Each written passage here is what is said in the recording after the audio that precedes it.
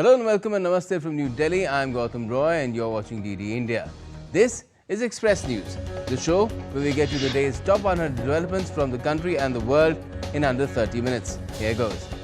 India's Ministry of External Affairs held its weekly media briefing in New Delhi on Thursday. MEA spokesperson Ranveer Jaiswal said that Pakistan continues to host terrorist organizations and often blames neighbors for its internal failures. In response to comments on India's energy sourcing, MEA's official spokesperson in a statement categorically made it clear that its policies on energy sourcing guided by consumer interests and said that India is a significant importer of oil and gas. Russia on Thursday responded to Trump's recent claim that India would no longer buy Russian oil, asserting that Russian oil is beneficial to the Indian economy, but the Indian government is acting according to its national interests. Russian ambassador in Delhi said that Moscow won't interfere between the US and India. Sri Lankan Prime Minister Harini Amarasurya is on a 3-day visit to India. She met India's External Affairs Minister Dr. S. Jaishankar on Thursday. The two leaders discussed India's continued support to Sri Lanka and strengthening cooperation in education and capacity building. The visiting Lankan PM, a distinguished alumna of the Hindu College in Delhi University, also visited her alma mater. Egypt's Foreign Minister Badr Abdulati is on a 2-day visit to India from Thursday. The visiting FM is set to meet Prime Minister Modi on Friday. Prime Minister Narendra Modi on Thursday launched several projects which will boost connectivity, strengthen industry and empower citizens across the state of Andhra Pradesh. Addressing a gathering on the occasion, Prime Minister Modi said that Google's new AI hub includes powerful AI infrastructure, data center capacity, large-scale energy sources and expanded fiber optic networks in Visakhapatnam. Earlier, Prime Minister Modi began the visit by offering prayers at the Sri Brahmaramba Mallikarjun Swami Varla Devasthanam in Srisalem. External Affairs Minister Dr. S. Jaishankar participated in the UN Troop Contributing Countries' Chiefs Conclave held in Delhi on Thursday.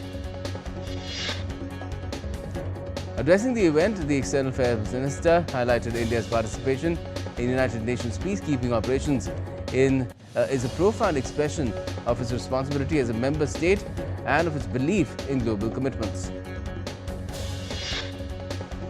Inspired by the initiative Ek Ped Maa Ke Naam, the chiefs and heads of delegations planted saplings of Ashoka tree at the Peacekeepers' Grove in New Delhi as part of the UN Troop Contributing Countries' Chiefs' Conclave. At the NAM Ministerial Committee on Palestine in Kampala, India's Minister of State for External Affairs Kirti Vardhan Singh reaffirmed India's long-standing commitment to the Palestinian cause and the pursuit of peace in West Asia. MOS Kirti Vardhan Singh also called on Ugandan President Yoweri Kaguta Museveni. In a social media post, the minister wrote that he valued his insightful guidance on further deepening the traditional and multifaceted partnership between India and Uganda. Commerce Minister Piyush Goyal addressed the India-Brazil business dialogue today, highlighting India's strong economic growth and deepening bilateral partnership with Brazil. Minister Goyal reaffirmed India's commitment to inclusive growth, global cooperation and expansion of trade and investment partnerships through free trade agreements with advanced and emerging economies alike. Brazil's Vice President Geraldo Alckmin held talks with India's Petroleum Minister Hardeep Singh Puri and discussed trade, industry and energy collaboration. India's Minister for Environment, Forest and Climate Change Bhupendra Yadav represented India at the G20 Environment Ministers meeting in Cape Town, South Africa. India's Minister for Information and Broadcasting Ashwini Vaishnav on Thursday attended an event in Jaipur as part of the Atmanirbhar Bharat Sankalp Abhiyan. Highlighting India's journey, he said that while independence came in 1947, the mindset of reliance on foreign goods persisted for decades. The Indian Air Force successfully tested a new military combat parachute system in a combat free-fall jump from an altitude of 32,000 feet. Defence Minister Rajnath Singh congratulated the Defence Research and Development Organisation for the feat. Indian equity indices ended on a strong note on Thursday. Nifty was up to 61.75 points at 25,585.30. Similarly, at close, the 30-share BSE Sensex was up 862.23 points at 83,467.66. The Indian rupee also ended 25 paise higher at 87.82 per USD on Thursday. Gold futures maturing on the 5th of December was priced at 128,209 rupees, that is Indian rupees, per 10 grams on the multi-commodity exchange. Silver futures for the 5th of December maturity stood at 164,054 Indian rupees per kg on the MCX. India's Employees Provident Fund Organization on Wednesday clarified that members can withdraw 75% of their Provident Fund amount immediately after leaving a job, while the entire balance can be withdrawn after 1 year of unemployment. Brent oil futures is priced at $62.11 US per barrel on Thursday. Taiwan Semiconductor Manufacturing Company, or TSMC, on Thursday reported a 39.1% increase in third-quarter profit from last year, beating estimates and hitting a fresh record as demand for artificial intelligence chips stayed strong. Swiss food giant Nestlé plans to cut 16,000 jobs over the next 2 years, amounting to about 6% of its global workforce, as part of a cost-saving initiative to save 1 billion Swiss francs. Shares in Nestlé surged over 8% to 82.30 Swiss francs on Thursday, its biggest rise since 2008.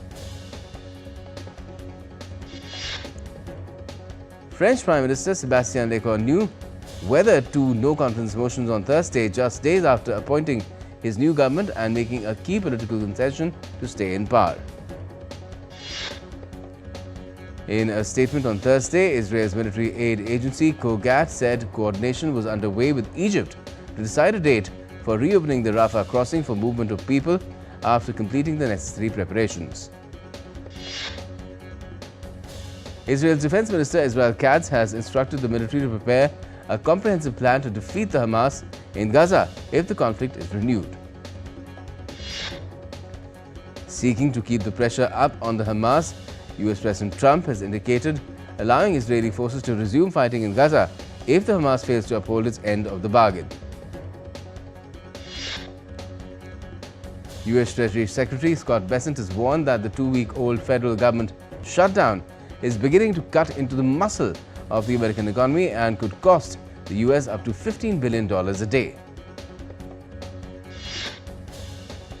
Donald Trump has said that America is already in a trade war with China, justifying the tariffs as a key tool of national security.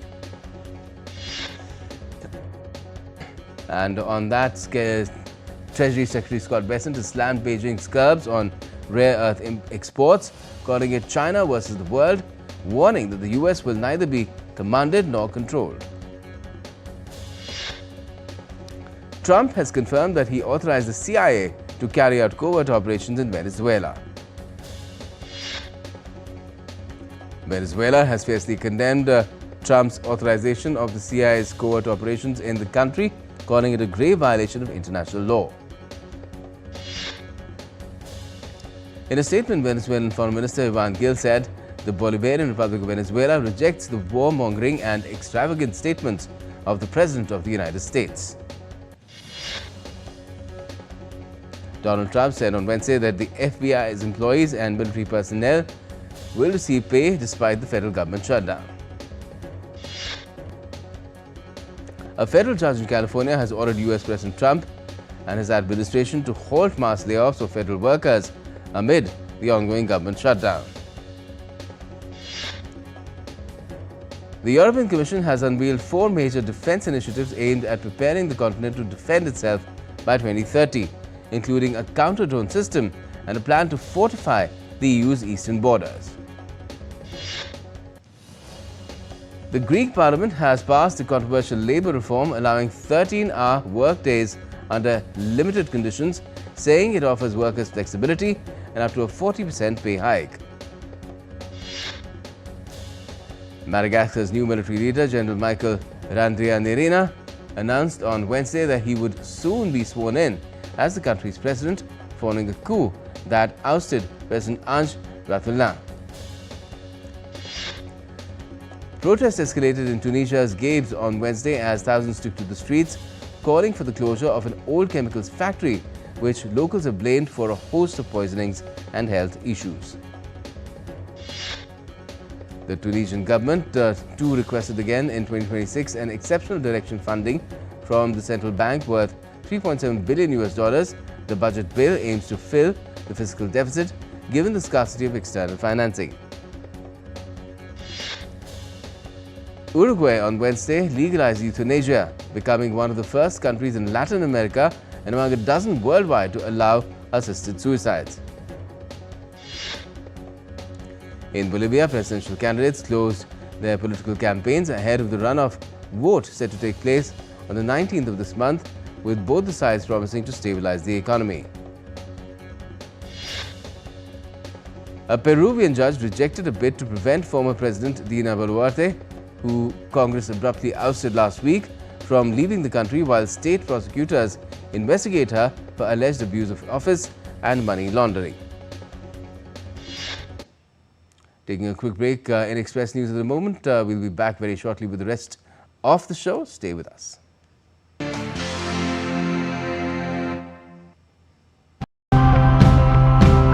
Faster, smarter, better.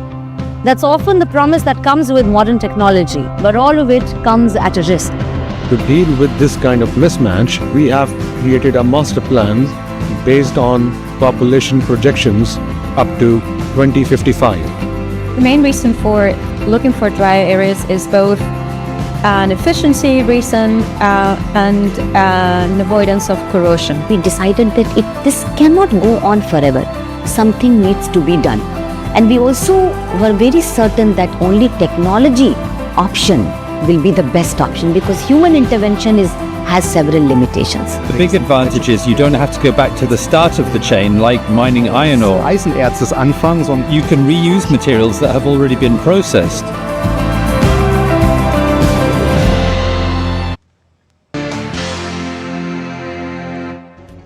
Welcome back. You're watching Express News on DD India. I'm Gautam Roy. Let's resume. Severe floods in Mexico have killed over 60 people and damaged thousands of homes in the town of Huachinango. Families are struggling to recover as the water recedes and the scale of destruction becomes clear. The floods were caused by heavy rains that made the Rio Chiquito overflow. The government has launched rescue and relief operations to help affected families rebuild their lives.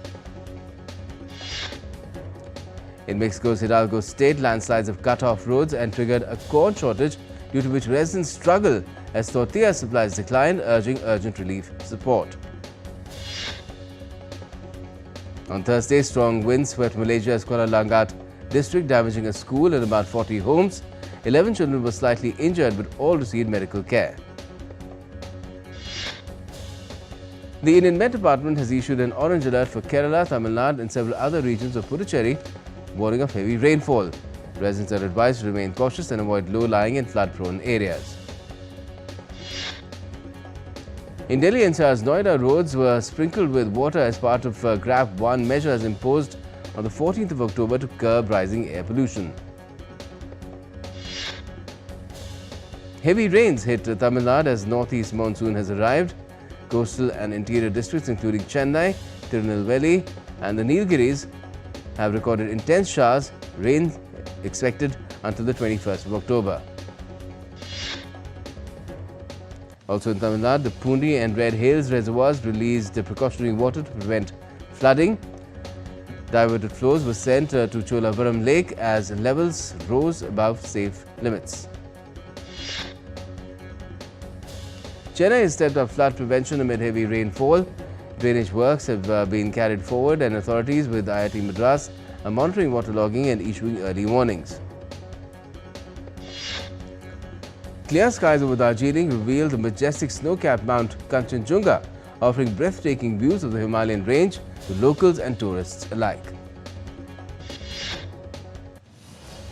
The tawny frogmouth won Australia's 2025 Bird of the Year after being placed runner-up 3 times in a row in the biennial BirdLife Australia poll. Veteran Brazilian environmentalist Raoni Metutire was awarded the Liberatum Cultural Honour in London. The annual award is presented by the global cultural diplomacy organisation Liberatum for creative, social and humanitarian achievements. American guitarist Eddie Van Halen's iconic red and white striped electric guitar will be showcased in Sotheby's upcoming Grails sale in New York, estimated to sell between $2 to $3 million US. The guitar already has a bid of $2 million. A painting by French artist Pierre-Auguste Renoir, unseen by the public since its creation over 100 years ago, is set to go under the hammer in Paris and is expected to fetch at least €1 million. The Frieze London Art Fair has kicked off its 23rd edition, scheduled to run from Wednesday to Sunday. The fair features more than 160 galleries from 43 countries, showcasing a diverse collection of contemporary works. Bosnia's Banovici coal mine continues to use steam locomotives to haul coal wagons on short internal routes, making it one of the last places in Europe where steam power remains a functional part of daily operations rather than a nostalgic relic. Sumo wrestlers from Japan began a 5-day tournament at London's Royal Albert Hall. This marks only the second time the elite 5-day tournament will be held outside Japan. The first time was in 1991 and at the same venue. Annual Town Crier Championships held in Canberra, Australia, where criers gathered to compete and attempt to beat last year's record of 96 decibels. The Radio City Rockettes dance company has kicked into high gear in New York City, rehearsing for the 2025 Christmas Spectacular. The annual holiday tradition returns to Radio City Music Hall next month and runs through the 4th of January. Aston Martin Aramco's Formula One team unveiled a new car in Houston, Texas, ahead of the United States Grand Prix in Austin on the 19th of October. On Thursday, World Food Day celebrates the 88th Food and Agriculture Organization anniversary with the theme Hand in Hand for Better Foods and a Better Future, urging global action to end hunger and build a nourished, sustainable world. A Dubai Wellness Collective has taken Pilates workouts onto the water, drawing small evening groups onto yachts to stretch, breathe and watch the skyline glide by as the Gulf City's fitness scene adds new twists to familiar routes. Mongolian artists presented a cultural event in New Delhi on Thursday featuring national art alongside acclaimed Indian works. The performance captivated over 3,000 attendees, including government officials, civil society members and local citizens. In Tamil Nadu's Coimbatore, a chocolate maker has launched a unique Crackies chocolate this Diwali, featuring edible designs like snakes, chakras and flower pots, attracting buyers in India and overseas. Hyderabad is all set to celebrate the Sadar Festival on the 19th of October, which is Sunday, featuring decorated buffaloes paraded through the streets with traditional music and dance. In news from the entertainment world, the boss Bruce Springsteen surprised fans at the London Film Festival red carpet, supporting the biopic Springsteen Deliver Me From Nowhere, starring Jeremy Allen White, about his struggles during the making of the 1982 album Nebraska.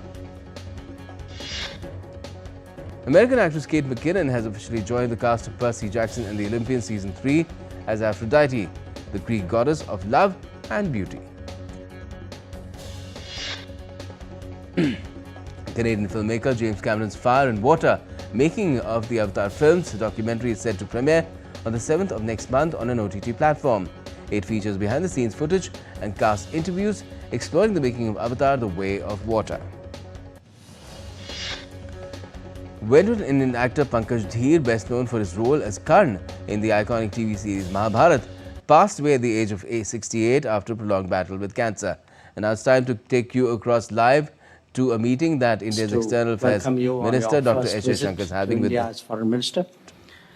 Our meeting for the first India-Egypt strategic dialogue is a milestone in our ties. And since the elevation of our relationship to a level of a strategic partnership in 2023, we can see that cooperation in various domains have intensified. Our deliberations today provide an opportunity to take stock and set direction to realize the visions of our leaders. Bilaterally, we have, as I said, noted the deepening of collaboration in different spheres. Our political contacts and coordination have been strong and sustained, including in the multilateral side. Our defense and security exchanges have grown. Trade and investment continues to be promising, and we will discuss how to take them forward. We can also explore possibilities in digital, public infrastructure, fintech, pharma, space, startups, and green technologies. As befitting two old civilizations, culture and people-to-people exchanges also occupy an important place in our ties. In keeping with our long-standing friendship, it was natural that Egypt assisted us in the evacuation of Indian nationals from the region in June 2025. We thank you very much for all that you did at that time. I would also like to place on record our deep appreciation for the solidarity that your government and you personally displayed in the aftermath of the Pahalgam terrorist attack. Prime Minister Modi and President Sisi spoke to each other at that time. We noted the warm welcome you accorded to the multi-party parliamentary delegation that visited Egypt after that. So let me also say, Excellency, that we meet at a time when international situation is complex and volatile. And certainly, I think an exchange of perspectives on the current challenges is to our mutual benefit. Let me take the opportunity to appreciate the contribution of Egypt and the leadership of President Sisi in realizing the Gaza peace plan. Prime Minister Modi appreciated President Sisi's invitation to the Sharm el-Sheikh Summit for Peace. We were represented by Minister K.B. Singh. We sincerely hope that the summit and its understandings will pave the way for a better future. India will continue to strongly support all efforts towards a durable and just peace in the region. In that context, let me also state that India has been consistent in its support for a two-state solution. We have significant development cooperation with Palestine and are committed to enhancing capacity building, human resource development, and strengthening Palestinian institutions. Excellency, India and Egypt share a commitment to the progress of the Global South and the strengthening of the independence and freedom of choice of nations in world affairs. This solidarity will surely guide our discussions today. Once again, a very, very warm welcome, and I invite you to make your opening remarks. Thank you. Well, dear Minister, dear Jay, it's a great pleasure and a great honor for me to be here in this great country, very lovely country, India, of course, and I'm delighted to be here and to be received by a very good friend of mine, the Foreign Minister of India. And I fully agree with what you have mentioned. We have this first strategic Egypt-India strategic dialogue. This is a testament of the commitments by our two leaders since we signed the strategic partnership agreement in June 2023. So this is a clear translation of the shared vision of President Sisi and the Prime Minister, intensifying and deepening the existing cooperation. As you correctly mentioned, we have a long-standing relationship. This relationship are bound by history, geography, shared interest, but we have to do more and more for the benefits of our two great peoples. Also, we are very grateful for India for supporting our candidate for UNESCO. I thank you so much. I thanked your ambassador, your permanent representative in Paris in UNESCO, and we are very, very appreciative to your full support of our candidate. We are sharing together a lot of principles of freedom, self-determination, justice, coexistence, and multilateralism. Those are the guiding principles of the non-aligned movement that was founded by the two great leaders, Nasser and Nehru. We believe that we still have hidden opportunities. We need to understand more and more the huge capabilities you have here in your economy, and also the very good opportunities we have in our economy. And we have to encourage our business communities in order to explore the hidden opportunities for doing more and more business based on win-win situation. Today, the whole day, I met with the CEOs and members of executive boards of different companies, either who are investing in Egypt or they are planning to invest in Egypt. Today, I was very, very, encouraged with the meeting with your Minister of Fertilizers and Health, and he brought with him all the state ministers, and we agreed to explore some specific areas for cooperation, of course, based on win-win situation, including a sort of complementarity in strategic goods such as we need wheat, rice, sugar, and you need also fertilizers, especially the raw material, the rock phosphates, and so on, and we can complement each other. We are, sharing the same views in multilateral fora, and we are happy to be a member of BRICS with you, and thanks for your support to our membership. So I believe that sky is the limit for our cooperation. And as you correctly mentioned, there are more opportunities in new sectors such as digitalization, application of artificial intelligence, renewable, including clean energy, connectivity, and we spoke about artificial intelligence, renewable, including clean energy, connectivity, and we spoke about different routes of connectivities, including IMAC, and of course providing solutions.